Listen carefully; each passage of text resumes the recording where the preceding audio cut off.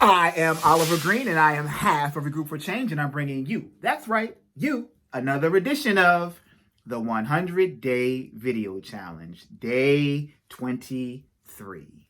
And Day 23, we are talking about who makes you better. If you have not watched Day 22, which is the Sunday sprint, who makes you better, ask for you to stop watching this now and come back, watch the Sunday sprint, follow the prompt at the end of the video, and then come back and watch day 23. With that said, who makes me better? Who makes you better? Do you know the things that you're looking for in a person that you want to ask them to help you become better? That's step number one. You have to know what it is that you want so you know who you're looking for so they can help you become the best you. So for me, the people that have made me better, I've looked at them and the things that they do. I've looked at them, and whether it's been personal, professional, family, I've looked at them, and what I see is something that I want to know how to get better at. I have a history in the child welfare field.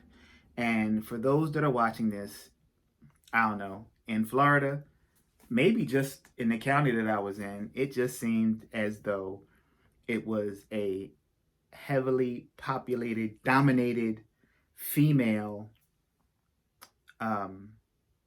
profession. So you really don't find many men that are making decisions, whether good or bad. It just is what it is, or it was what it was. And I kept hearing a name, and I heard this name over and over and over again, and I wanted to know what his title was. And I believe he was the CEO of the agency. And he looked like me color-wise. He was a male, so I figured he could understand, or he could give me information or guidance in how to navigate from where I was as a case manager to get to be to his position.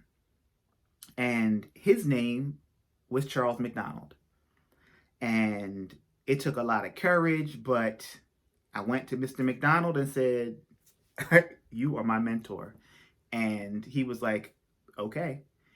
And we sat down a couple times over lunch, and he schooled me. And I took what it was that Mr. McDonald gave me and began to apply it. I may not have applied everything that he said, and I may have taken what he said, coupled with a coach that I had, to utilize to maneuver my way through the child welfare field. And when I left, safely to say, I was a supervisor. So sometimes you have to know that you have to get outside of yourself, and you're going to have to ask somebody how. How did they do it? Can you teach me how to do what you're doing currently? So he was one. The second person I mentioned last night, a gentleman by the name of Larry Burton. And Larry Burton is an awesome individual. I shared with you last night that he was the first man to tell me, "I believe in you." Now, I have had other people have complimented my abilities. They have said, "Great job," but I've never had a man say, "I believe in you." And I'm telling you, when he said it, something changed. And if I never have another conversation with him, I will always remember the fact that this gentleman, who really didn't know me,